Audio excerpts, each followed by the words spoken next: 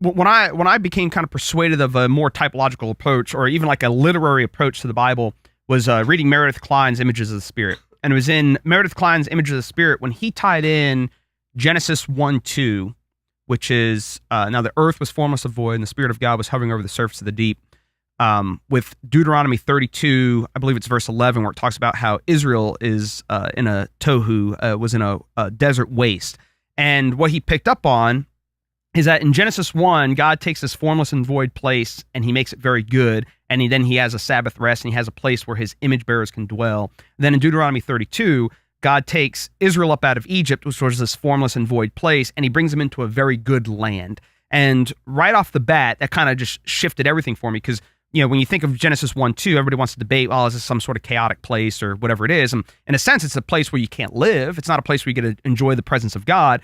And that's what God's also saying what the Israelites were doing down in Egypt. They didn't have the presence of God. They weren't able to live in God's presence. So what God wanted to do was take them up out of Egypt, bring them into a good land, that he would be their image bearers. And like Adam, they would take dominion over the whole earth. So Adam was to subdue the earth, and he's bring all the animals subject to him. And in many ways, we're offended by this sort of language. But the nations were kind of beasts.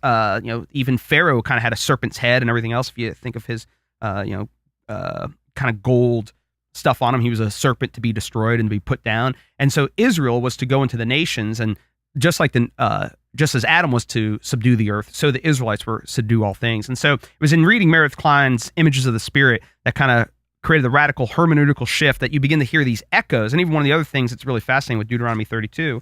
And Deuteronomy 32, if you want to memorize a text, because Deuteronomy 32 gives you the whole entire Bible, actually. And I think a guy named Richard Hayes calls Deuteronomy 32 Romans in mini, or in a nutshell. And so in Deuteronomy 32, even when it speaks of an eagle stirs up its nest and flutters over its young, the whole idea in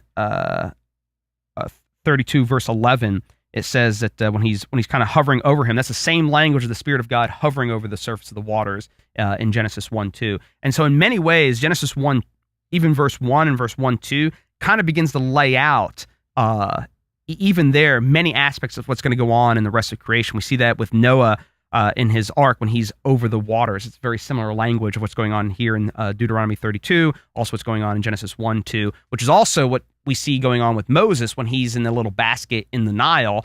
All that stuff is sort of Noah's ark language. And so even in the Old Testament, and here's where the typology comes in. It's not this unrestrained, we just read whatever we want in the text.